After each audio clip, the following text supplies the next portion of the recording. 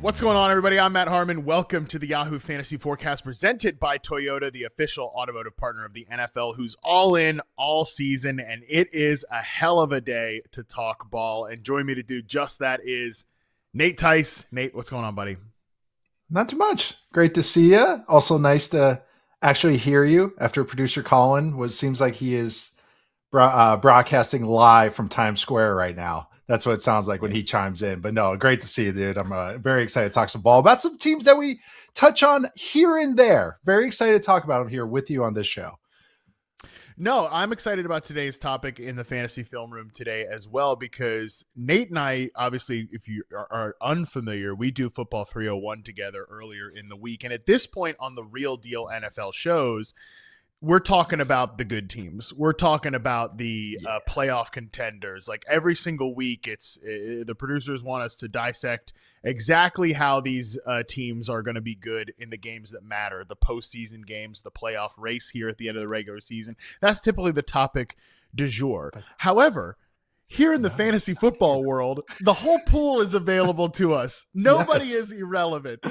Even the sloppiest, most grossest, disgusting, nastiest teams, we still got to talk about them. We got to consider them because there are fantasy players at all levels, from the established stars all the way down to potential sleepers for your postseason run. So usually Nate and I, we're not always good about this, but we try not to overlap our topics between what we talk about on 301 and what we talk about the film room, and try not to say the phrase "as we talked about the other day," which we constantly fail at doing because we're talking about football together an awful lot. So it's going to happen.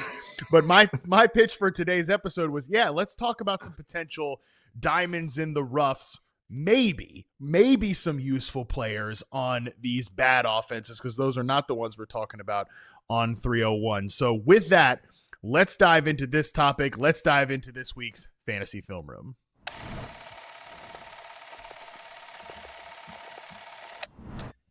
All right, welcome to the Fantasy Film Room presented by Toyota, the official automotive partner of the NFL, who's all in all season with another year of Toyota game day giveaways, from NFL shop gear to even Brock Purdy's favorite Sequoia. Toyota's giving fans a chance to win big. Visit toyota.com/NFL to learn more. So as I mentioned today, we're trying to identify some sleepers, diamonds in the rough, whatever you want to call it, for some of these teams that are bad. They're not going anywhere, but maybe these are guys we should still care about towards the stretch run here, Nate, especially as people are in their fantasy postseason. Like, how do you allocate your time at this point of the year between focusing on these good playoff teams and the matchups that might matter versus like, hey, let me check in on some of these outfits here? It's just whatever the way the wind blows that day or week. I try to be disciplined in watching a lot of the relevant teams that we'll be previewing on Football 301 for the preview shows. But I always kind of, have a little nosh with some of the bad teams. It's kind of one of my pet favorites, is to watch the bad teams and kind of just in case they become good. And then who the slot receivers are for the Jaguars for years and years and years. And who like the right guard is for certain teams. But that's really just kind of how I balance it. But even fantasy wise too, it's like, well, that's what's fun about fantasy, is all these games are relevant, and gambling as well. But that these teams are just relevant to and players too. And actually some of the players I want to talk about today are maybe even dynasty ads. So just to add a little more conversation to it as well. I mean, do you want me to start off with the first team? But like that, this is like a great example of that even when teams are losing, games are still being played. Stuff is still happening. Yeah. And that's what's fun, that it still matters. And I know in fantasy, but just in real football as well. But that's what's fun, is that all this kind of ties together, even in the worst of the worst games that happen in the NFL at the tail end of the season. There's still stuff that's happening. There's guys getting reps. There's guys getting more focus. That might be a little snapshot of right now, but also a snapshot of what they could become in the future, which is always fun to check out too in real time, to also save yourself some work in the off season. That's another aspect of this as well. That is exactly right. And I know that's what you've been doing with all your Cam Ward analysis lately. I can tell you're trying to save yourself some time in the off season. So when those debates come up, you've already got the ammunition. You've already got that ready to go. I will just use that to say, before we jump into our teams here today, there were three teams I just kind of eliminated from contention here, and you didn't bring any of these players from these three teams up as well. So I think that makes sense. So obvious. There's three obvious no-goes, these teams. Three no-goes here, especially for this week. Raiders, we're not talking about any diamonds in the rough there. Teams that you just can't do it this week, mostly because like Kenny Pickett might start, which I actually don't know how much worse. This is how bad things are. How much worse is Kenny Pickett than like a broken Geno Smith at this point with all the injuries he's got to his throwing? I probably worse, but still. We are unlikely to get Geno Smith this week. So Kenny Pickett in his revenge game against the Eagles, we're going to eliminate them. As I've said, the Tennessee Titans, I mean, Tony Pollard dunked on me last week, but there's just nothing to talk about there from a fantasy standpoint. Yeah. There will be, again, off-season wars about Cam Ward, and hopefully can we get him a real wide receiver, but we'll deal with that in February and beyond. And then the Jets, Tyrod Taylor and Justin Fields didn't practice today, and if it's Brady Cook under center, like I'd love to care about Adonai Mitchell, but I mean, I actually did not realize Brady Cook was Luther Burden's quarterback from last year. I was like, I've been watching. I didn't realize, but I've been watching some Brady Cook a lot in my life, and I swear he was good not good, but like maybe like a 4th roundish grade as a junior, and then just had a bad senior year. And it's kind of continued. It kind of looks like I was actually shocked he was still on the roster. I thought he'd just be a camp arm. So I wasn't really expecting to see a full week of practice ever for Brady Cook anytime in his NFL career. So here we go. Isn't Breece Hall injured as well? Breece Hall is injured as well. So yeah, we can go ahead and wipe the Jets off the board. Unless you're the desperate 6th seed, you don't need to be adding Isaiah Davis to start for your fantasy football team in week 15 here. Okay, so those are the ones off the board. Now let's get into some teams here that we might be able to find some potential diamonds in the rough. This first section, these are potential value players from just the dregs of the league. And let's start with the Cleveland Browns here, Nate. I know there's one player in particular you think is definitely worth highlighting.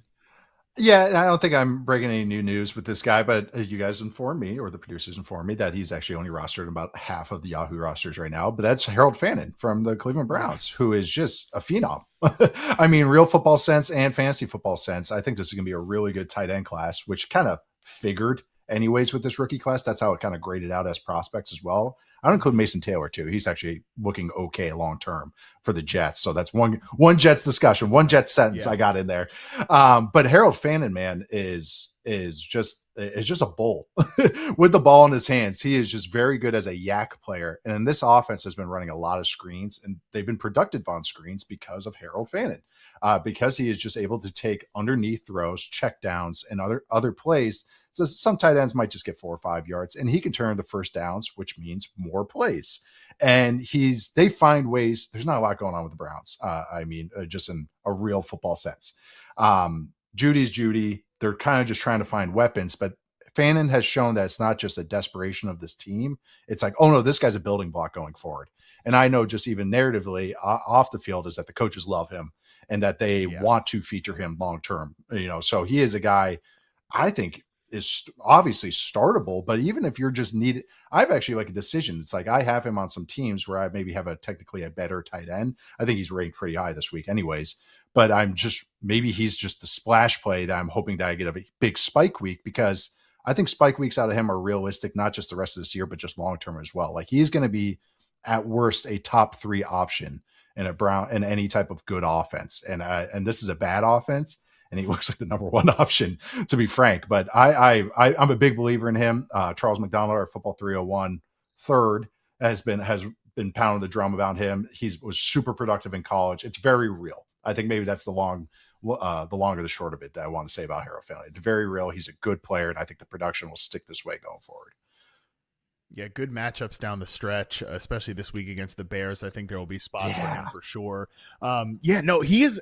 I talked about this. I think it was with Boone, because he comes up every week in the waiver wire. For whatever reason, people are not adding him, and like, he's not been a consistent guy you can start every single week necessarily, but he's really coming on late. And regardless, I think I brought this up with Boone, that he's having one of the best tight end rookie seasons in fantasy ever.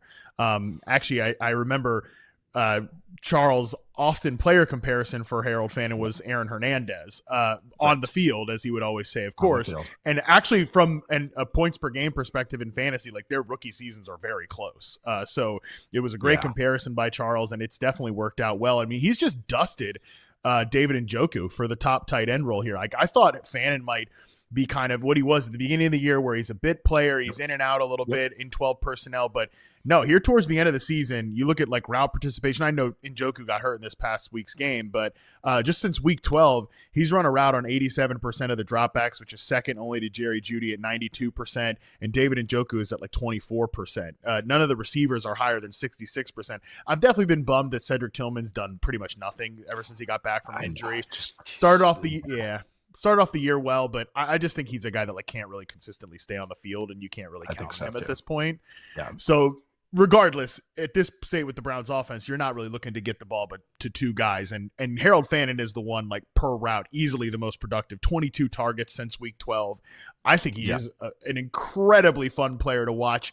Physical, finds space well, useful after the catch too. Like he's been the most impressive like player in their offense from the passing game perspective by a significant margin. I'm really excited about him down the stretch, and certainly in Dynasty, like I wish I had more of Harold Fannin. I do too. I had some decisions. I have him in a couple, but I'm like one of those where it's like I had opportunities to take him in every one, and I'm like kind of kicking myself. It's like, that I really need Devin Neal? Maybe. Spoilers. But no, with Fannin is that also is the quarterback. Obviously, Shedeur Sanders is getting a lot of the headlines, but because of how Shedeur plays, he's still a developmental guy, and what developmental guys typically throw underneath, they throw to their running backs, they throw to their tight ends, and Fannin is turning those again like into actually positive gains. So that's just something too. It's like that's the classic line: the tight end is the quarterback's best friend, especially young quarterbacks, because what happens is when they get pressured or they come off their first read and not like panicking or not panicking, their eyes come down.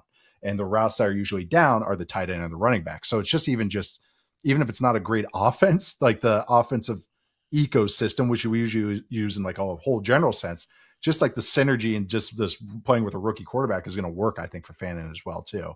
That's why I'm just like, I don't know. I wanted to talk about him because I personally have decisions to make, but I also think he's just a really fun player. Colson Loveland's a great player. Tyler Warren's a good player. Like now you got Fannin as well. Like these guys are all very real in my estimation. Yeah, the way this Browns offense looked in week 14, obviously it was like the best production game for Shedeur so far. But, Harold Fannin really involved 11 targets in this game. You mentioned the underneath stuff, 6.7 air yards per target. I like that they kind of got Dylan Sampson involved as a passing game back. Dylan Sampson's not like somebody you can consider in fantasy, but I actually kind of think like long term, Judkins has been good, and Judkins, it's the efficiency stuff's fallen off as of late. But you were saying this. So you were on record saying this, I think, since the draft, that offensive line is a ticking time bomb. And guess what? The bomb's gone off at this point. Like age has taken in, injuries have taken in. And so Judkins' efficiency stuff's going to come down a little bit. But Sampson getting involved for 5 for 64, I think was nice to see. What do you think about Shedeur, though? Like what just before we move off the Browns, because I don't think we need to say too much more about like Harold Fannin. We think he's a potential fantasy starter this week and going forward. What do you like? Give me kind of an approximation, like a grade of what you would say of Shedeur Sanders so far, like what you've seen from him. It's just that he doesn't do much. They run so many screens and they run so many bootlegs and everything. And I think when they have to drop back, he's just a beat slow with some stuff that he's not comfortable with, which is kind of what my grade of him anyways in college is. I knew kind of he'd be behind the 8 ball a little bit with learning like an NFL offense. It was kind of simplistic at Colorado. They ran drop back stuff, but it was kind of half field reads, which meaning is that one coverage, if it's single high, you look this way. If it's too high, you look that way. Not to say that teams don't do that in the NFL. The Eagles do that right now. Cowboys do that. Dak Prescott likes some of those reads. Quarterbacks, kind of just sprinkle them in. But getting off of that and running like real other concepts, because that's about 80% of your diet, that's where you can see it very up and down. I think even the Jeudy touchdown that he had last week, he's going coast to coast on that play. And I don't even think he's going to the right spot technically, but he gets there. And so it's just one of those things where it's like a good result, but the process could be cleaner. And then again, it's a rookie day 3 guy. And I just think too, it's just so hard to talk about him fairly with all the hoopla, good or bad. I totally. So just in my estimation, it just looks like a day 3 rookie that they're trying to keep on the very big bumpers, very big guardrails. And when he has to drop back, it's up and down. His arm's not bad. He's not a great athlete. He holds onto the ball too much and he drifts backwards, but it's like, you hopefully some reps and, actually like helps that out. But that's all you can really say right now. It's Project E, I think is the short way to put it. You know what he looks like to me is what we discussed him as a prospect on 301, which was he's Yep. not a round one guy, but he's not where he went in the NFL draft. Like he doesn't look Yeah. like a 5th round pick out there. He's obviously better than Dylan Gabriel. We knew, like we said Dylan that. Gabriel we said got overdrafted and Shadur Sanders got underdrafted. That was the exactly kind of the best way to kind of look at it. Yeah. correct, which I think there's a lot of things, but that's part of like what broke people's brains about the Shador Sanders discussion. And there's been a lot of broken brains all throughout. But I mean, just the fact like, well, Dylan Gabriel's not as good, but he got reps. It's like, well, yeah, he got the reps because he got drafted higher, and that was stupid. But we all knew it was stupid. Like it just is what it is. And Gabriel failed at his job, and now Shador is, I think, playing better. So yeah, I mean, I think he's at least playing himself into, I'm not going to say the conversation of being the Browns 2026 starter, but you never know. Like this Browns team is in a really weird spot. He's certainly not embarrassing himself out there, and he's doing just enough to make the truthers excited by the highs, and the people who like hate him, they'll have plenty to point to, being like, yeah, see, this stinks secretly or whatever. That's why it's like, I don't even want to dive into it until after the season. That I could just watch a bunch of games where it's not just insane. Because to me, it's like I was not very high on Dylan Gabriel. Like I thought he was a late day 3 guy, and that's what he looked like to me. Smart, and I get that, but that's where traits come in. And at least with Shadur, I don't think he's an overwhelming runner and like an overwhelming size or anything, but at least he pushes the ball. Like at least he throws the ball downfield. And so like those types of guys, I'm like, all right, that gives you some shots to make plays like against the Raiders, where he comes off script and does it did to Judy as well. It's just working in structure he has to work on. But again, this team's got nothing going for him right now. They have so many questions to answer that it's like, might as well just try out all these rookies. Fannin, Shadur, Judkins, and even on defense, Schlesinger is incredible. Like he's probably going to win Defensive Rookie of the Year. So it's like, it was a good draft class. It's just that the quarterback discussion has grabbed all the headlines, good and bad, which I get. But really, it was all the other rookies on the Browns are more interesting to me than I think they, obviously what the headlines get. Here's the reality.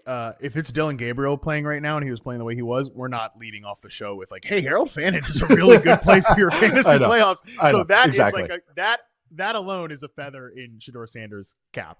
Let's move on to the next team here. This is the Saints offense, and there's actually a couple rookies to highlight here. I know you want to talk about Devin Neal. I do as well. And I talked about it with Ray Garvin yesterday and kind of been bringing it up on the show recently. Like Tyler Shuck playing some pretty good football lately and actually unveiling a lot of interesting stuff. Like he was keeping it on the read plays last week, and the Bucs were not ready for that at all. But talk to me about Devin Neal, who I know is a prospect that you liked, and he's been getting some burn here lately. Yeah, this is exactly what I was kind of hoping. Also, Audric Estime making a cameo, which was just like, oh yeah, you were interesting a couple years ago, a year ago, really. The reverse Saints Broncos incestuous relationship. Usually, it's former Saints going to Denver. Now the former Broncos going to the Saints. I saw Devon Vele catch a pass against the Bucs. Actually, it was a nice play. Oh my god, yeah, that's right. That's the one that was like weird pipeline there. Ridiculous. No, Neal is just I've kind of my comparison for him, just to give like a snapshot, is maybe like a Diet Coke David Montgomery. That's kind of my way to compare him, where he's just kind of good at everything or above average at everything. He's not going to be an explosive back, but he can hit doubles. Like he's not a slug. And I think he's one of those backs that he has a running style that I always kind of like, where he can be squared to the line. He's good in any type of system. He's good downhill. Like his running style is better maybe for the NFL than college, even though he was super productive in college at Kansas, where it's more just like in between the tackles and kind of just how Kyle Monangai has kind of been. He's more physical than Neal, but Neal's kind of just got that little shiftiness. He's kind of he's on the Montgomery, Devin Singletary archetype. He's somewhere on there where I like him more than Singletary did when he was coming out of college, actually. But good in pass protection since day one. Since he's been healthy, they trust him out there on third down, which I actually think makes him really interesting long-term, that he at the very least can be, who knows what happens with Kamara, but he can at the very least be like a very good 2 that can take over the backfield depending on how it shakes out long-term. Kind of like a Chase Brown where he kind of like steals the backfield kind of thing as it kind of has worked out. But no, I just think he and watching him last week against the Bucs, which has a good run defense. Have a stat about that later, is that I do think that it's just he is a steady, good, solid runner, and this young Saints offensive line is actually not bad. And so I think that Yeah. he can be productive. And if Shuck can be Shuck is just non-offensive as a quarterback. He is like that, and which is a win for a day 2 rookie. It's just, oh, okay, you get it done. And then the rushing ability is nice. So I'm just saying that the game script, and they're not just going to be like down 30 like the Titans are sometimes, where it's just like, this is actually a productive system, even if it's not all perfect and it's very young right now. Totally. Yeah. And we showed that stat on the screen just now from Jeff Bell, where that it's like there's been nothing going on from a Alvin Kamara perspective. Hit 60 yards from scrimmage in just 4 of 11 games, and Devin Neal's done it in 3 straight games. And some of that is just process of elimination. Like, he's pretty much the only back left other than Audric Estime, but he's actually been good. Like 2.68 yards after contact per rush in last week's game. He was, in terms of running backs, like share of percentage of team touches, he was 10th in the NFL. So he owned 80% of the backfield touches there in New Orleans. And again, some of that is process of elimination. He is just consolidating the work there. But I couldn't agree more with your assessment of him as just kind of a teach tape back. Like, shoulders square to the line of scrimmage. Yes. He's just very, very fundamentally sound. He'll make a great running back coach one day, Devin Neal, if that's what he wants to do, because he's so fundamentally sound as a runner. And for this team right now that just kind of needs to stay on schedule with some of the general chaos of that offense, I think that he's a perfect fit there. So these next 3 games for him are really nice, man. So in the fantasy postseason, if Devin Neal is on your roster, he's definitely someone to consider. Panthers, Jets, Titans. This week against the Panthers might be his most difficult matchup, I think, from a run defense perspective. And it's plenty fine enough to start a running back against the Panthers. I will just say, from like a ranking standpoint, you can't get crazy high on Neal just because of the offensive environment. Like, how many points is his team going to be projected to score? But I think he's in consideration with, I don't know, like, the Kenneth Walker. Like, is Kenneth Walker a better fantasy play than Devin Neal right now? I mean, Kenneth Walker, you can't reliably say to get like all the touches in his backfield. Right. And that's the thing, is his skill set is one of these that you can find the cheapies at. And this is like the tight end discussion, is like the tight ends that can block. A running back like this Neal, who's solid. Again, I'm not saying overwhelming, but solid, like where it's like the coaches are like, yeah, he can do it, as opposed to like, well, he can't do this. Solid as a screen runner, solid as a check down guy and a receiver who can make one guy miss, kind of get some easy yards. I have to emphasize this: good in protection. That as soon as he got healthy, they're like, you are our 3rd down back. That is very interesting to me when a day 3 back, and the coaches are like, no, we want him. There's actually a few rookies that have been this year. Like, shout out to this rookie class, by the way. But it's just that he's out there and they trust him. But that also means, when you get a smart coaching staff like this, tendencies. All right, he's on the field for his pass route. Okay, here comes the screen off of that. And so you kind of get some of those, like a red zone screen that can turn into a touchdown, just more opportunities available. Just like the blocking tight end discussion that we've had over the last couple of years. It's like, just because you're on the field, you end up getting these cheap things. I shouldn't say cheap, but just more opportunities to get a touchdown, to get a big play, to get a shot play, just to get more stuff. So I don't know. I liked him as a player, and it's like, this is kind of like exactly how I envisioned him laying out, especially with Kamara. He's been a better pass protector than Kamara this year. And I have no qualms with saying that. So that's, I don't know. I'm kind of encouraged what I've seen so far. It's not the sexiest back, but he's a good, solid running back. I'll ask you sort of the same question about Tyler Shuck that I did with Shedeur Sanders. Just like, I know you said he's been non-offensive. Like, what is he brought to the? Because I have my thoughts, but I want to hear yours. Yeah. What do you think he's brought to the offense versus like what we were getting with Spencer Rattler? Because I do think the flavors are a little bit different. I actually he's just been they use Rattler as a design runner a little bit more than I thought, because he was always kind of just like an okay athlete. But seeing Shuck's got a little bit more juice. I mean, those just as a runner, like, I know. And he ran a 4.6 and change. Like, I'm not totally shocked.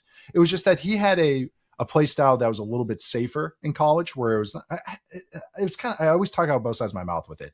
It's kind of like good coaching tape, where it's like, hey, don't put the ball in harm's way. Just get rid of it. Don't take a sack. But sometimes you're like, well, you got to try a little bit more. You got to push it a little bit when you're under duress, especially in the NFL. I actually think, though, this offense, it's actually worked okay for him, where he's just putting the ball in play. Like, he's just not making a lot of mistakes. He's got a good enough arm to make any throw. Like his high throws in college at Louisville the last year, which, again, he's older. He's 26. He's he's older than Trevor Lawrence. Like I gotta emphasize this.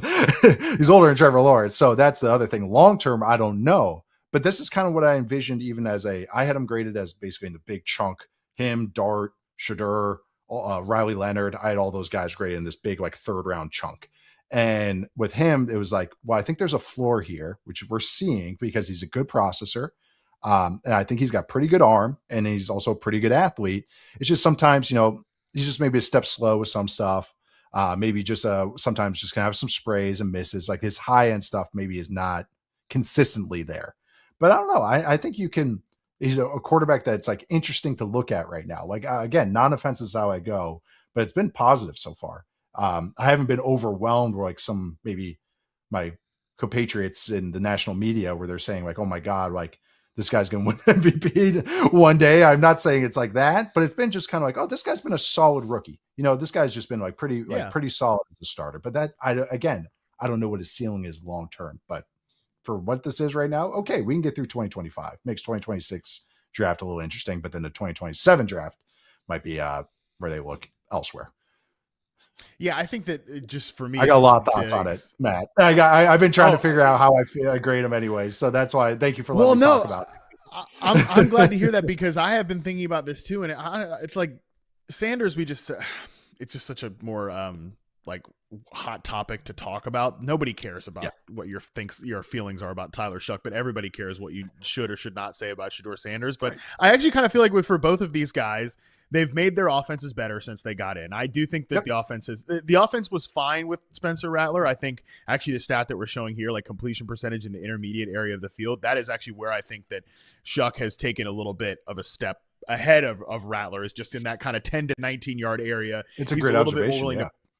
He's more willing to just push it, I think, than Rattler almost was trying to almost overcompensate for maybe his over-aggressive styles in college, where he was really taking those like quick out routes, the now routes and stuff like that to Chris Olave. And then with Shough, it's been a little bit he's got his hair down a little bit more, which I think has been fun to watch. And I think Sanders has definitely been better than Gabriel in that way, whereas both of these guys, like, I think from a 2026 perspective, if this team just decides, hey, like, I think they've seen enough to be like, if we go into the season with, not saying like this guy's our future, he's our answer, let's tie ourselves to him forever, but we could probably get away with him being the week 1 starter in 2026. And like, there are worse outcomes than that, is kind of how I feel about both of these guys. And they certainly make me more interested in the ancillary players in the offense for fantasy. Like, him and Olave had that one miscommunication on the go route that, or like Olave, Shough thought it was a go. It was like a read Olave route. snapped it off. Yeah, it's a read route. And like, I was glad to see like Shough didn't throw him under the bus or anything like that. Like, that's just good. They're building up. He seems like a great dude.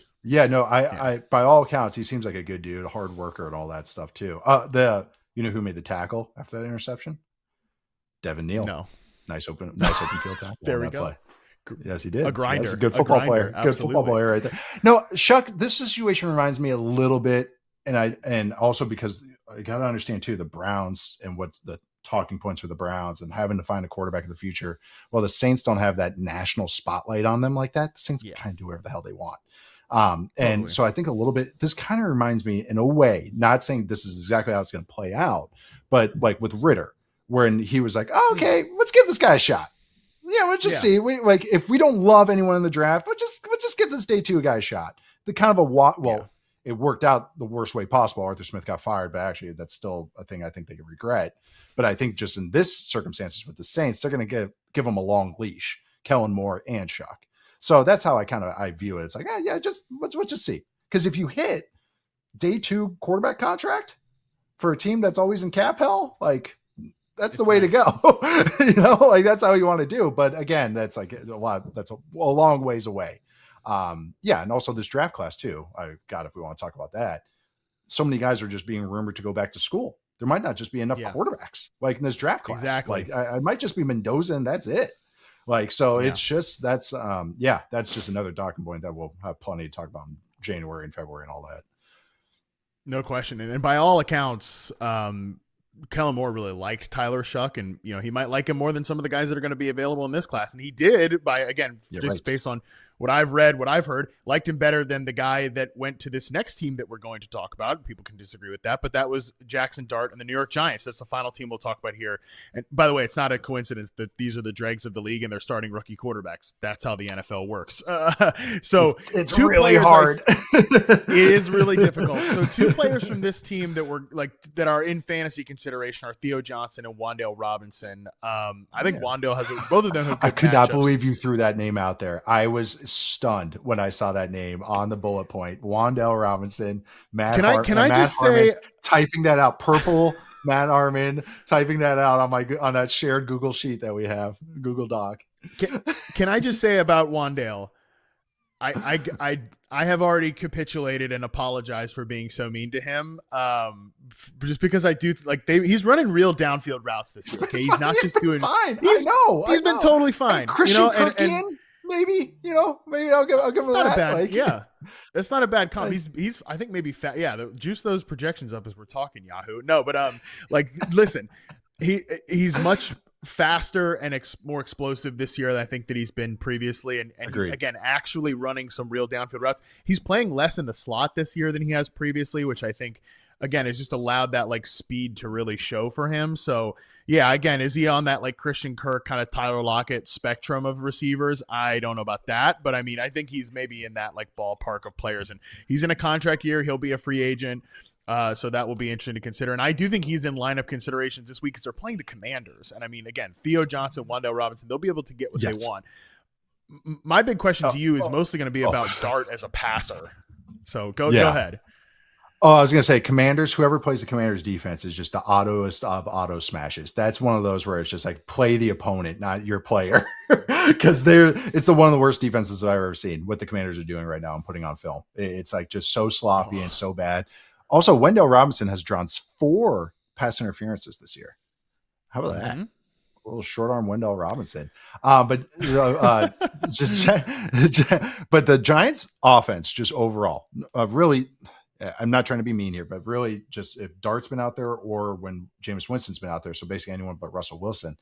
And I think really it ties in with Andrew Thomas coming back at left tackle a little bit, it's been a productive offense. It's actually been an offense that's been kind of more in the top half of the league and kind of underlying metrics. Dart, the name I brought up was Theo Johnson because Dart, remember I just mentioned kind of rookie quarterbacks and who they favor. That's where Theo Johnson's getting a lot of shot plays for Dart because they try to make, they've tried to carry over a lot what he ran at Ole Miss in this offense. And then sprinkle in a couple shot plays that he can kind of get to every week. And those have been generally going to Theo Johnson, even though, when Winston was out there, it was the double pass to Wan'Dale Robinson. But it's just that, to me, it's just this kind of what they're doing right now is, all right, Dart is the athlete, Dart's the runner. That's the steady hand in this offense. Tyrone Tracy, when you're out there, we're rolling with you too. But I think more the passing game is a little inconsistent because Dart's a little more inconsistent. He's more of a runner right now than a thrower. And when he does throw, it's check downs and then just launch balls. Theo Johnson's kind of been more the beneficiary, but Wan'Dale Robinson has too, a little bit. Kind of just also, it's one of those, remember, we talked about A.D. Mitchell a couple of weeks ago with the Jets. Who else they got? It's kind of this is all they got. That's a live body running these routes right now. No offense to Darius Slayton, the perpetually underrated Darius Slayton. But yes, these are kind of just the live bodies that this offense got right now. Yeah, Darius Slayton might catch a long pass against that Commanders defense. Anything is possible. But yeah. I mean, with Dart, they dialed back. The only thing I'm nervous about with the offense as a whole is that they did dial back the designed rush attempts. No designed rush attempts last time we saw Dart before the bye. I would expect that to continue. And the other thing is that their pass rate over expected is bottom in the league since Mike Kafka took over. It just feels like they're trying to run the clock on the season. Let's just get out of here with Jackson Dart not getting hurt again. Maybe that would definitely. Maybe no one will notice us. Maybe if you're Mike Kafka, you're thinking if I just don't get Dart obliterated, he gets himself obliterated. That's another topic. But if I don't get him obliterated, maybe I can stick him the job here. I don't know. So that's the way they're handling it right now, which is a little weird and maybe could lead to honestly, I feel like that Commanders game, we'll talk about the Commanders on the other side of the break here in just a second. We'll actually lead with them because it'll fit well together. But like they're just trying to get out of the season, and that game might be over in 2 hours because of just that team's run heavy, this team's run heavy. So we'll see how that goes. But I do think Theo Johnson, if you're desperate at tight end, Wan'Dale Robinson definitely in consideration here because of that matchup.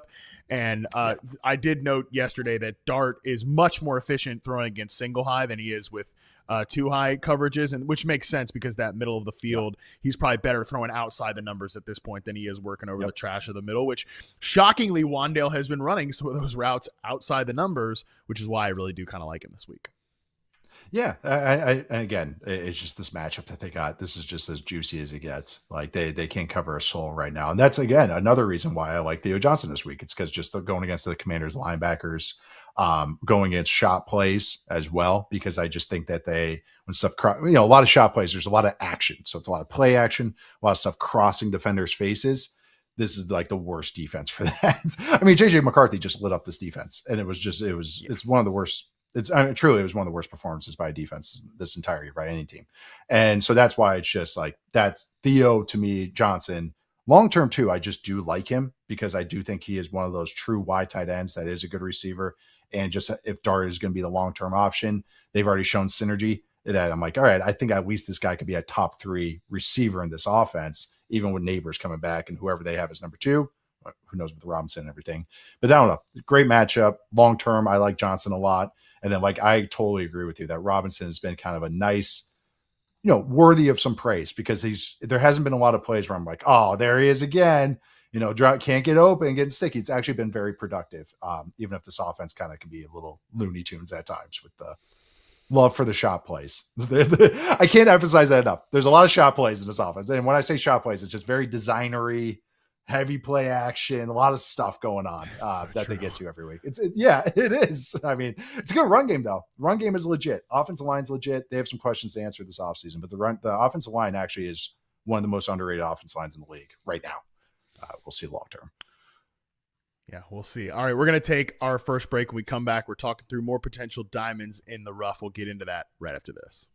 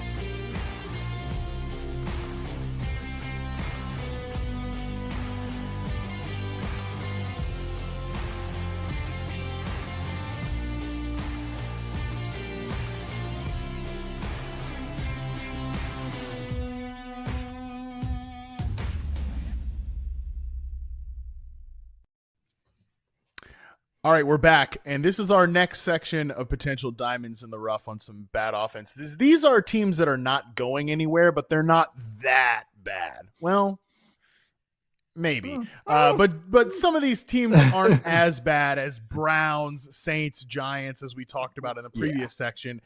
Then again, The Commanders is the first team that we're going to talk about here. The Commanders are not good. They're 3-10. They actually have a worse record. They have the same record as both the Browns and the Saints. So maybe they are that bad, actually. The Commanders haven't won a game since October, I believe. I think they've lost 8 straight games. Somebody can correct me if I'm wrong on that, but I'm pretty sure they've lost 8 straight games. They regress, but goddamn. Sorry. Yeah, man.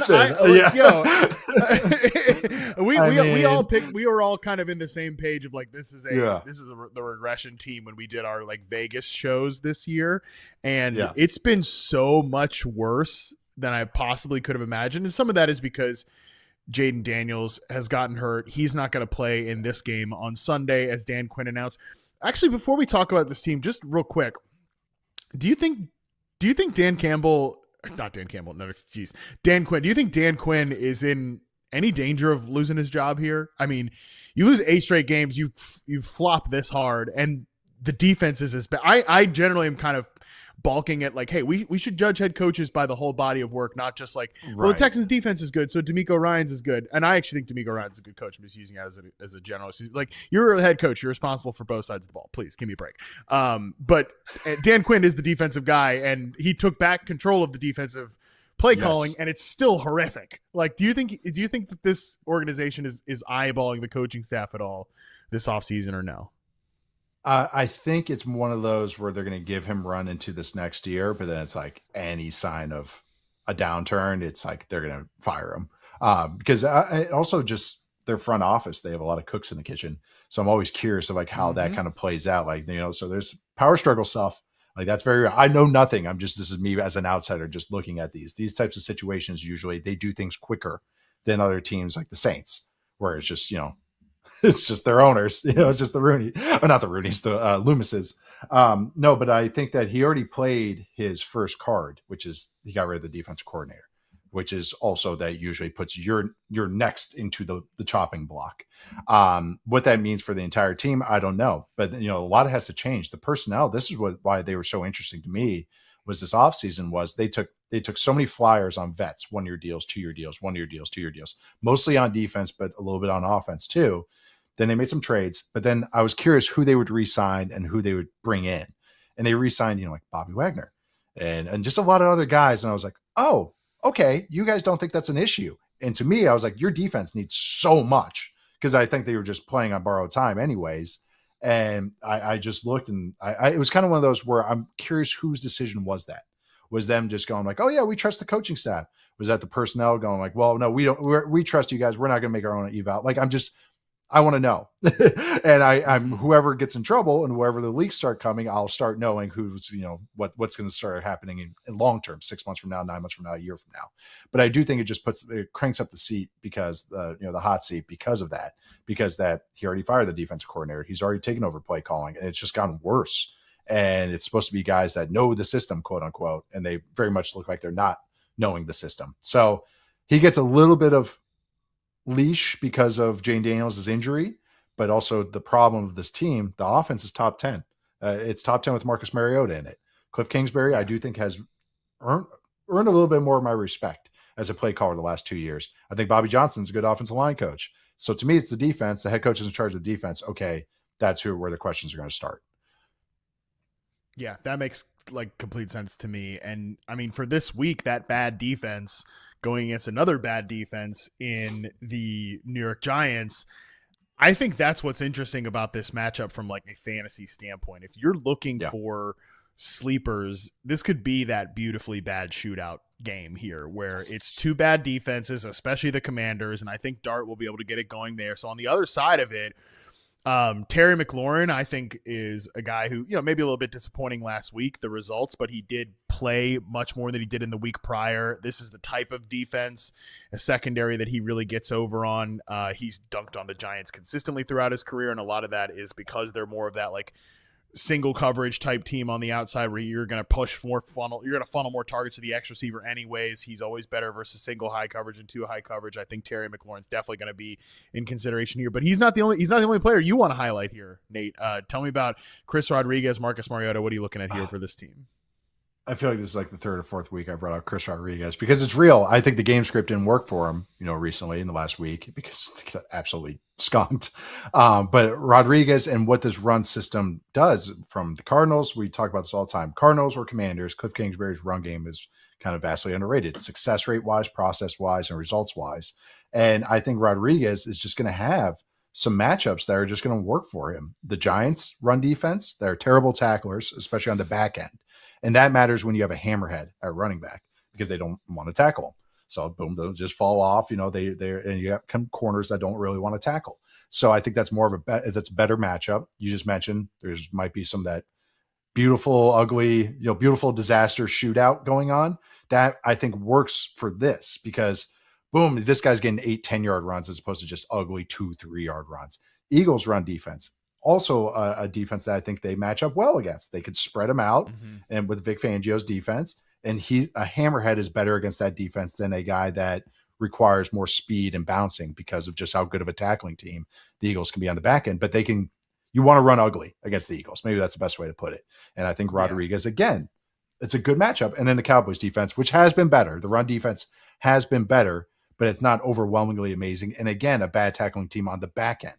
So I just think I think again, he's like a all the way starter if you have him on the roster, unless you just have like the dudes, I think at running back because they want to run him. And I looked, he has 81 designed rushes, I think this year. There's 52 running backs with 80 or more rushes in the NFL this season. He ranks 11th in rushing success rate.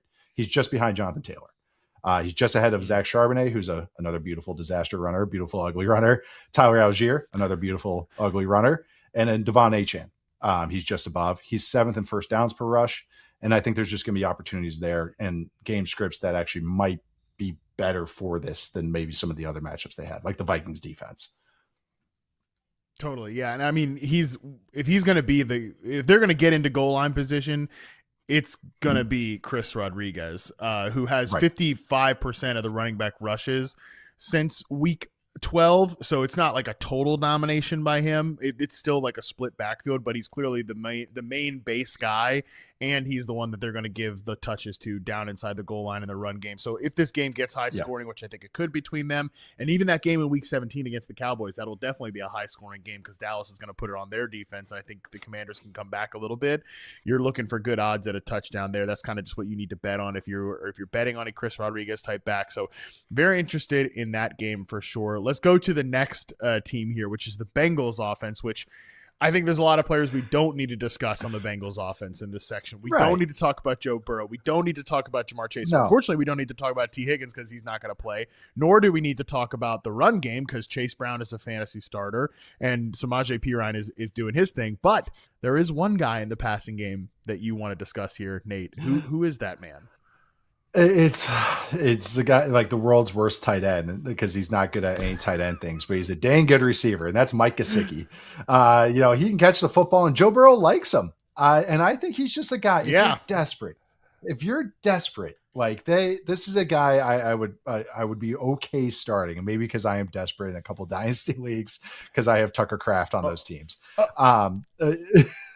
Nate, I was literally just gonna say I had to pick up Mike Gesicki in my dynasty league where I have Tucker Kraft because it was a horrible situation because it's one of those where it's actually it's my league with my subscribers, the sicko subscribers at Reception Perception, and these vultures must have smelled blood in the water because I've been crying about this Tucker Kraft injury on air. So they start sending me like the worst trade offers for tight ends. I'm like, it's the worst.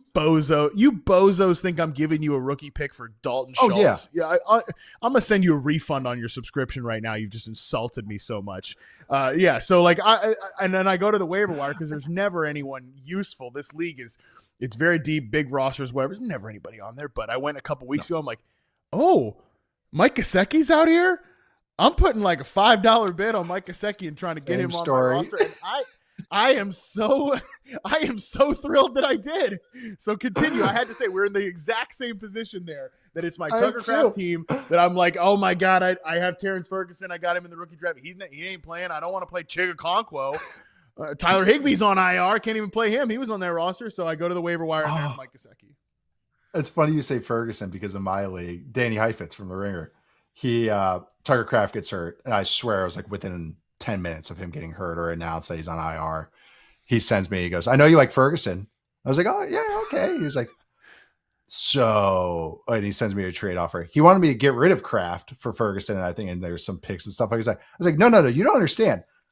Like through my dead hands, are never letting go of Tucker Kraft. Like this is an untradeable asset. Like you could tear that ACL 3 times. I'm never going anywhere. This is as diamond hands as it gets. This is my baby.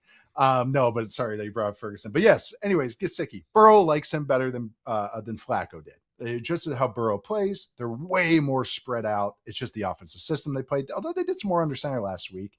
But I just think of just how they play, where they're going to chuck it with Burrow. Burrow wants his numbers. Burrow is going to get his numbers. And now with Higgins injured, he's kind of the number 2.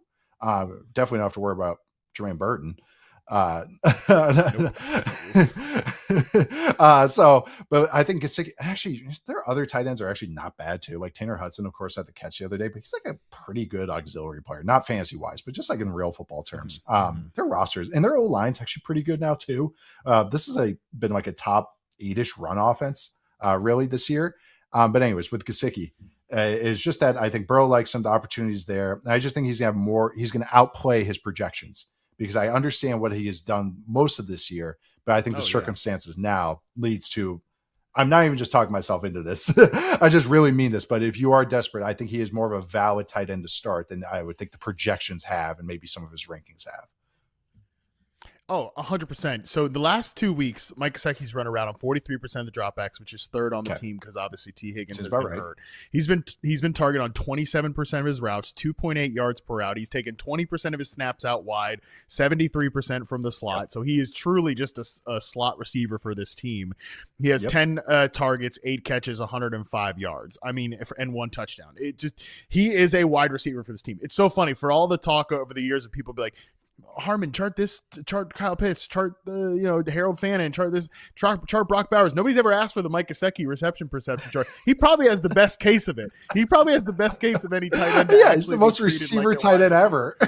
I know. Nobody's asked for it. Still not asking for it. But you know what? I think you're going to get some fantasy points if you're asking for that from Mike Gesicki, because these other receivers on the roster like Mitchell Tinsley, they've been trying to get him involved. That hadn't really happened. Right. Andre Yoshibas is just kind of like a snap eater for this team. He's a role player. Gesicki's definitely Gesicki is the second most trusted target here. So, I mean, the Ravens defense, we'll see. Obviously, he did have some success against the Ravens in the first game, but not as much as he did last week against the Bills. But like Dolphins, Cardinals, big time matchups here. I definitely think he is if you are screwed at tight end, and how many of us are not screwed at tight end, he's going to break whatever his ranking is on a weekly basis. I think he will do better than that. I'm definitely going to have him very much in like the tight end 2-ish radar. Once you get down to like that Hunter Henry, Theo Johnson zone, like why not Mike Gesicki?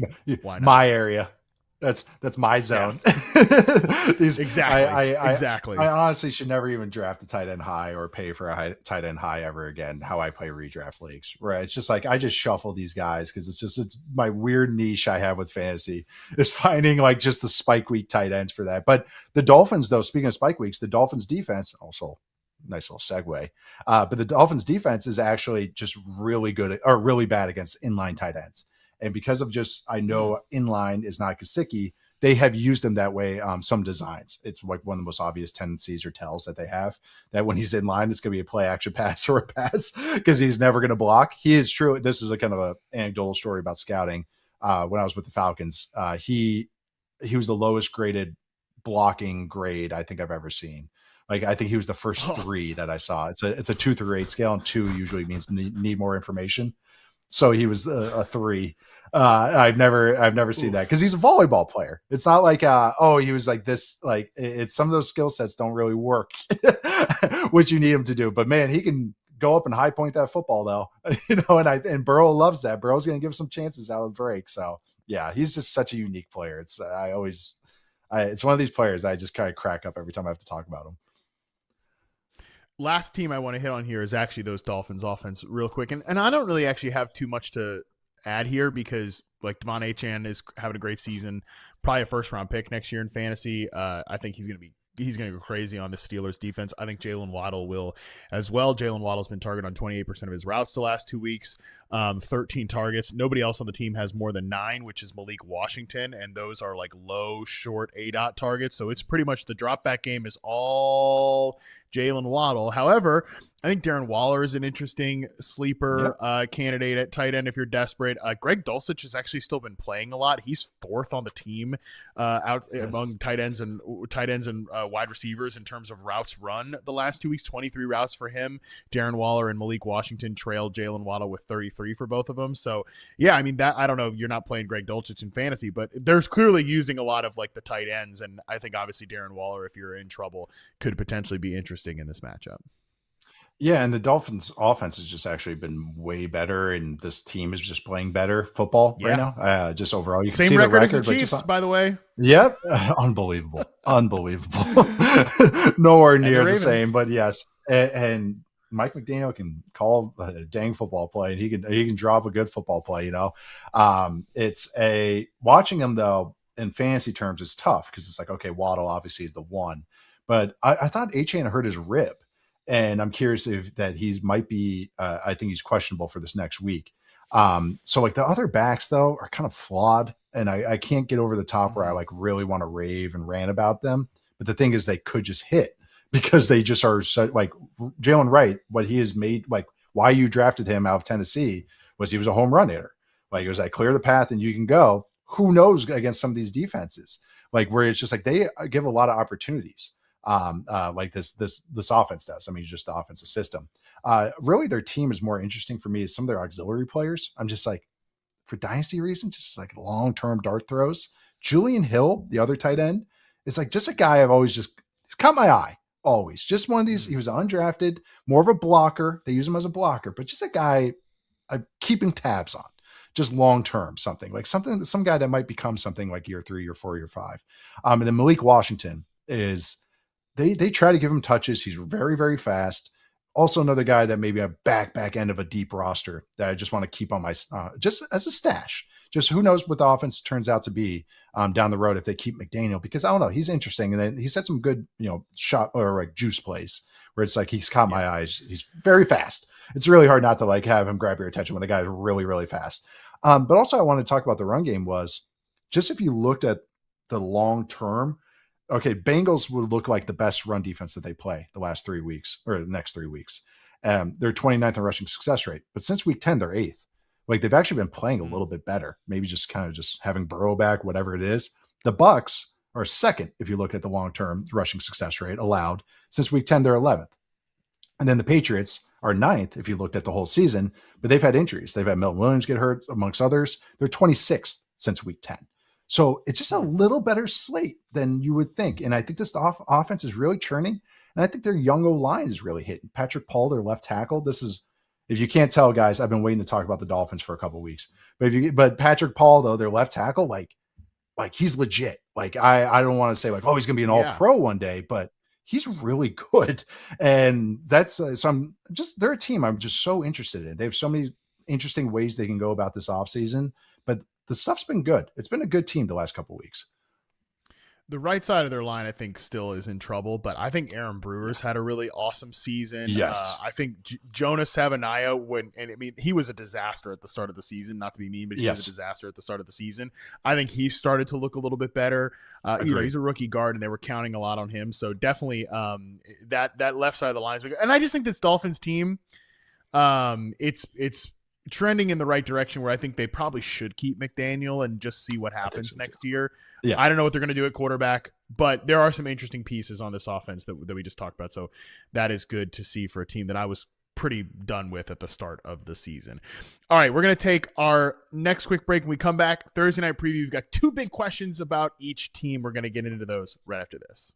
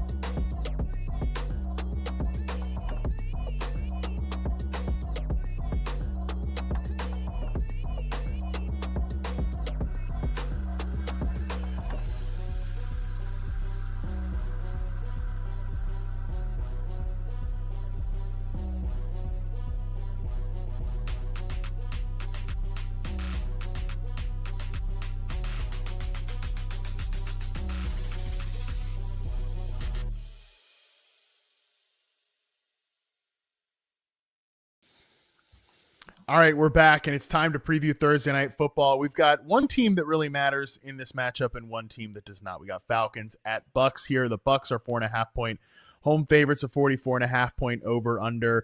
I wanted to frame this discussion, Nate, in a way where we're kind of looking at these two teams. I got one big question about each of them, and the one on the Bucks, number one, matters more, and number two, it's much more wide ranging, and it's also much more pressing, whereas the second one is more of a strictly fantasy talking point. So with the Bucks, the good news is we might get Mike Evans and Jalen McMillan back in this game, specifically Mike Evans. But I kind of wanted to ask, like, what is going on with Baker Mayfield? We talk a lot about Emeka Egbuka and some of the struggles that he's had on this show, although we know that he is still a good football player. But I thought this stat from John Ledyard was interesting here. Baker Mayfield ranks 22nd out of 24 qualifying quarterbacks on adjusted completion percentage on throws of 10 to 19 yards in the air. According to PFF, he is 18th of 26 on throws of 20-plus air yards. As John notes, adjusted completion percentage is completions plus drops, and it doesn't count throwaways, tip balls, all that type of stuff. So 22nd out of 24 in that intermediate area of the field, pretty important in this offense in particular. Yeah. What's going on with Baker Mayfield in this Bucs offense right now? I think there is, the anecdote might be coming. The anecdote, I should say, and Mike Evans, because I have some Mike Evans and Baker Mayfield splits that are very interesting. And when you watch this offense, I do think that there's been a drop off because offensive line injuries mostly. And Chris Godwin looking like 60% of Chris Godwin. I know once he's come back, but the screen game has come down and the run game has come down, which has just it's less efficient overall as an offense. But since 2023, the Bucs with Baker Mayfield and Mike Evans on the field at the same time. This is from True Media. Over 1,000 dropbacks, 1,060. Baker, or just the Bucs offense I looked at, but it's Baker because he's on the field. They're fifth in e-paper dropback, tied for seventh in net yards per attempt, fifth in explosive pass rate, fifth in dropback success rate. Baker, when he's on the field without Mike Evans since 2023, 701 dropbacks. So we're getting close to kind of the same split here, or an even split. 17th in e-paper dropback, 20th in net yards per attempt, 17th in explosive pass rate, 21st in dropback success rate. So they go from a top 5 passing offense to a bottom, I would say below average to below average passing offense. And it makes sense when you think of what Baker likes to throw. Stuff to the outside.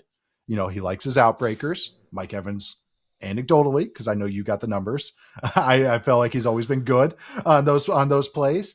And I just think that Mike Evans is just such a safety net. I know I use safety nets as the tight ends underneath, but Baker's play style and Mike Evans' play style works together because, Mike Evans would work for any quarterback, but for Baker's play style, where he likes to chuck it up, let his guys take chances, especially to the outside, not having Mike Evans there is a big miss. And it's when he's not on the field. So yes, there's other parts of the offense, but there is a Mike Evans size hole in this offense going on right now.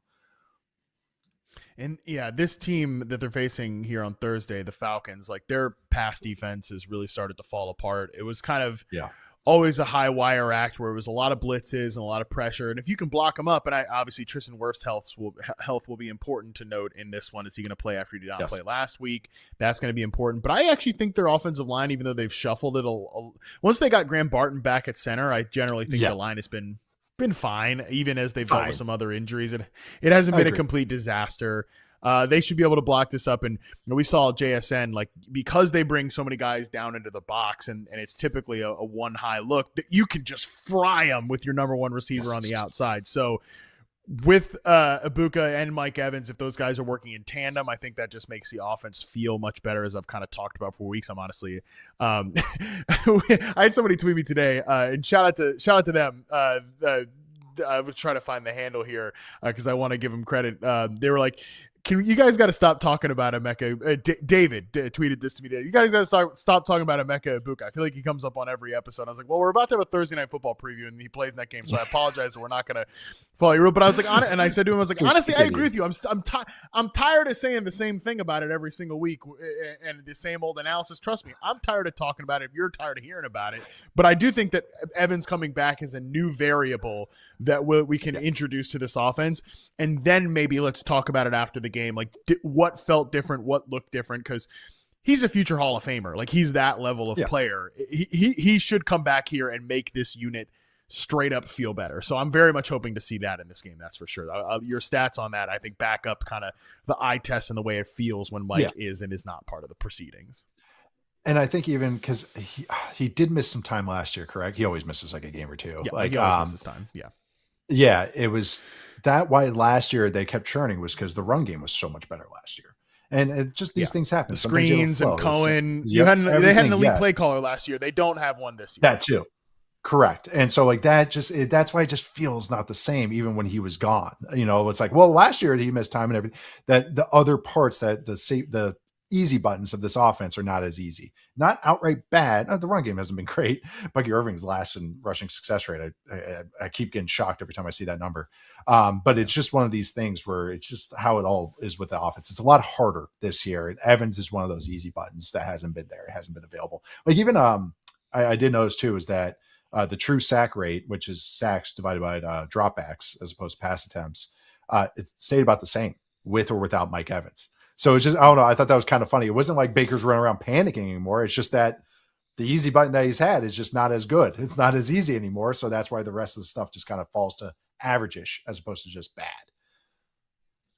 I think this offense can find some success on Thursday with Mike Evans back. I guess specifically against this matchup. And my advice to you from like a start sit perspective with Ibuka is if you bench him, he's going to go off. So get ready for that. I mean, it is what it is. It'll happen at some point. Is it going to be this week? I don't know. That's just where I'm at with it. So last question about this game here on the other side of it. The Falcons are at a point where Drake London's not back. The passing offense stinks. We know what Bijan is. We don't need to talk about that. I just wanted to ask you, is Kyle Pitts finally happening, Nate? Because over the last 3 weeks, and obviously this has been without Drake London, and Drake London's not going to play in this game, he has a 29.1% target share of the Falcons offense. That is number one amongst tight ends. He's caught 15 of 23 targets for 197 yards, which is tied for Harold Fannin for second among tight ends in that stretch of games. No touchdowns, but nevertheless, he's been very productive over the last, do you see anything different with Pitts, or have you not been watching the Falcons, which is a very acceptable answer? Or is this just kind of a fluke because London is out? No, I do think this is finally happening. A little bit because London's out, and I think it's more just like, well, we have to throw it somewhere else. But I think with Pitts is that you can see him where on the routes that he's best at is when he can just get his long legs going. So stuff outside, benders, long stuff, vertical stuff. But it's just that, I mean, he had a major knee injury that just didn't maybe get looked like as a major knee injury that kind of has been dragging him, like pun intended, of just how he's just been playing. And I think now he actually is back to, I wouldn't say 100% rookie self. I think the injury is going to have long-term effects, but I do think he's maybe a half step below that, but it's much better than it's been the last couple of years.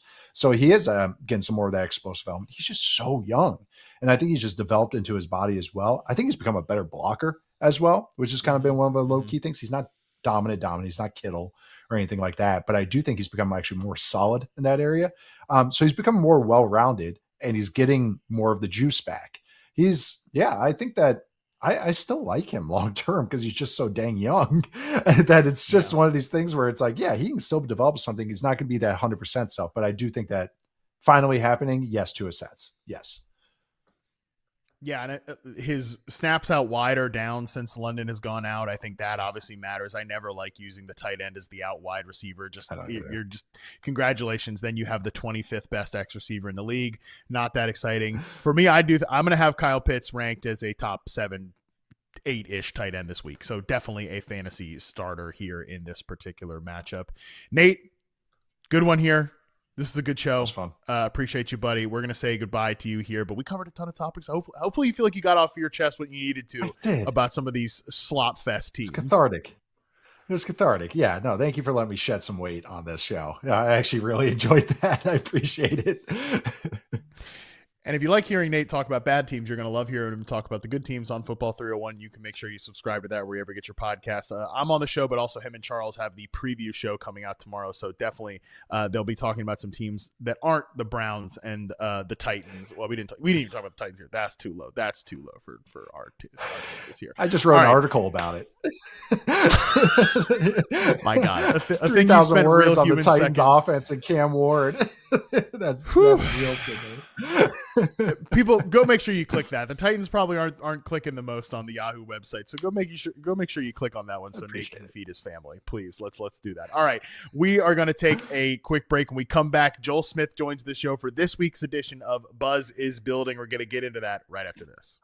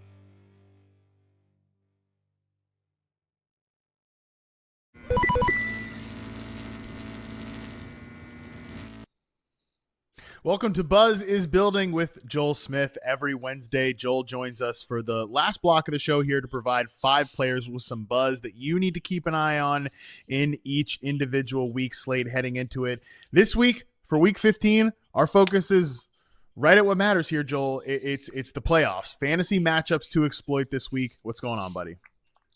Yep, we got 5 of them today. It is fantasy playoffs. They're here, round 1, so I'm excited. How many playoff matchups you got cooking this week? Like, what's burning on your brain right now? I don't play in many leagues. I like keeping it short. So I think I have 5 this year, and in 4 of them, one is a dynasty league that we're rebuilding right now. So taking our time. Hey, that's totally good. Yeah, I've got about the same. Honestly, I try to not play in like a bajillion leagues anymore too. I remember like the first year I was in this industry full time, I did like 25 leagues, and Yeah, it was not a for me. horrific experience. No, we'll never do it again. And even sometimes when my friends ask me like, how many leagues you play in, I'm like, yeah, like 7 or so, and they're like, that's disgusting, way too many. I'm like, hey, it's lower than it was before. We're trending in the right direction, folks, and so are these players here that we're going to talk about. They're trending in the right direction as we got some matchups to exploit this week. Let's start with your first player, Travis Etienne, Jacksonville Jaguars running back. Yeah, I'm a big fan of ETN right now. With the second half of the season, his volume has been going up and up and up. It's number 6 in the second half among running backs, so that's great. But the big thing here is just this Jets team. They are not good. They don't have a quarterback right now. The Jaguars are projected to win by a bunch. There's just so much set up for ETN. Specifically, though, since that Quinnen Williams trade, along with that Sauce Gardner trade, that defense, they've been 32nd in rushing points per game allowed, partially because of that game script, but a lot of it just is not a good running defense without Williams, especially. So ETN, a guy that in his wins, he has been dominant on the ground when the Jaguars are winning, and we would expect them to against the Jets. Travis Etienne's just been really good this year, and I think we talked about it earlier this week. This just not get. I talked about it in 301 actually with Nate earlier this week, that just not getting enough credit because it felt like everybody else wanted someone else, anyone else, to be the lead back for the Jaguars. It's going to be Tank Bigsby. Is it going to be Bashal Tuden? Well, it's not been any of those guys. It's been Travis Etienne. He's been very effective this year. He's been particularly effective, Joel, on runs that break to the outside. Like outside zone runs have been a specialty for this Jags team. Liam Cohen's leaned into that with the style of offensive lineman that they have. That's been a great fit for Etienne. And I can just see it. I mean, Jalen freaking Wright had 100 yards on this Jets team last week. A lot of, again, banging things to the outside. You're going to tell me Travis Etienne can't have that level of success? I definitely think so. I actually have him on 2 of my playoff rosters, so I'm hoping to manifest some of this into existence here. I will say I opened up like the consensus rankings tab this week, and I just thought Etienne was way too low. I think he's like a top 10 running back this week. Yeah, I wouldn't put it past them. In terms of the games they've won, 12 rushing points per game. And when they lose, it's at 6.5. So like half of that amount. I would expect them to win this game. I wish he got a little bit more receiving, especially with this Liam Cohen offense in general. But on the ground right now, you can't really ask for anything better. He's been awesome. It's a good point. That's probably what explains the receiving or the losing versus winning splits there. It would be nice if he was getting those receptions, but maybe it's something they're going to show here as they get closer to the playoffs, more of that screen package that we've not seen with this team as we did with Liam Cohen's Tampa Bay Buccaneers team. Let's stay at the running back position and go to the next player here, James Cook, Buffalo Bills running back. Yes, and we are talking about matchups to exploit this week. So I do want to say, I do know that the New England Patriots are number 1 against running backs this week or this year. So I get that it is a tough matchup for James Cook, but I think this is one of those spots where it is a start your studs type of game. There's lots of different things to go into this matchup when we break down the context. So number 1 is just there's 2 different things of why the Patriots have been so good this year as a rushing defense. 1 is they're good. But 2 is just the game script. We know their schedule, like it's a laughable schedule. Everyone's making fun of it. They're winning, but it's against a lot of bad teams that they're destroying, and they're not really getting run on too much. So when we break down this actual defense in some of those closer games, if we just look at the yards per carry, the first half, they were the second best in the NFL. Amazing.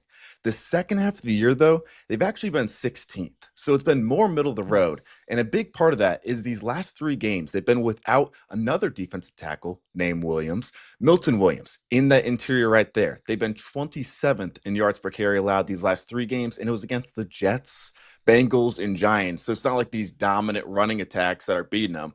So I think in this game, rematch of what they played earlier, Cook didn't play well against the Patriots last time. But I think if we're expecting a close game, the Patriots haven't had too many. This run defense is a little bit worse.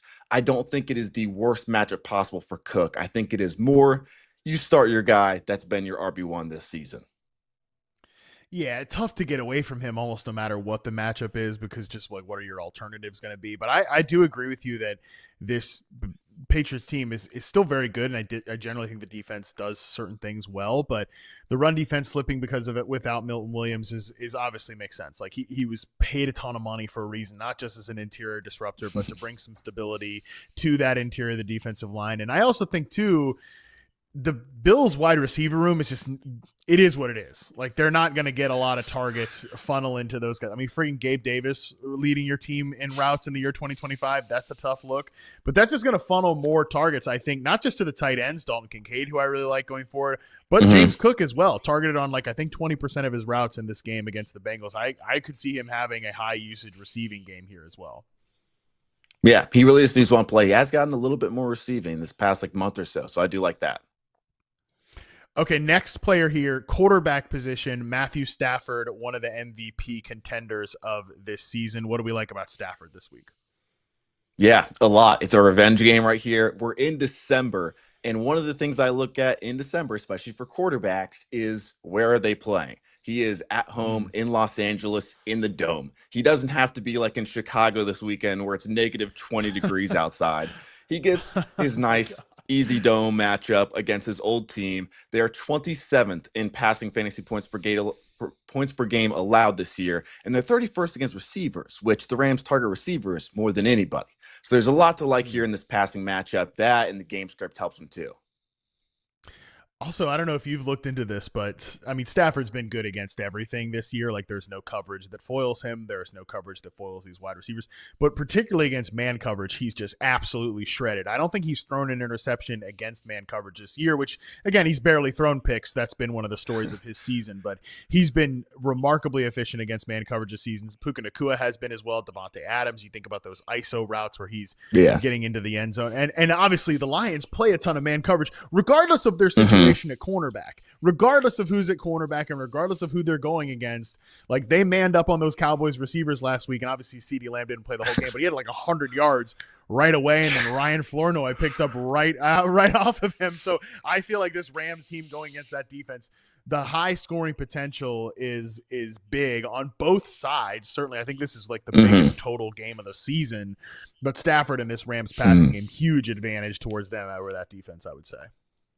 Yeah, there's so much positive because that you bring up like the highest game total. The Lions offense helps Stafford right here. Just because this Rams defense has been so good, we've had a lot of games like last week, where they put up a lot of points, but in the second half, they're not throwing as much. This could be a game where they put up a ton of points and then they keep having to put up a lot of points against a secondary. Again, like you mentioned, they're without Arnold. Brian Branch is tore his Achilles, sadly. They maybe get Kirby Joseph back, but still, like, it's a banged up secondary on top of it.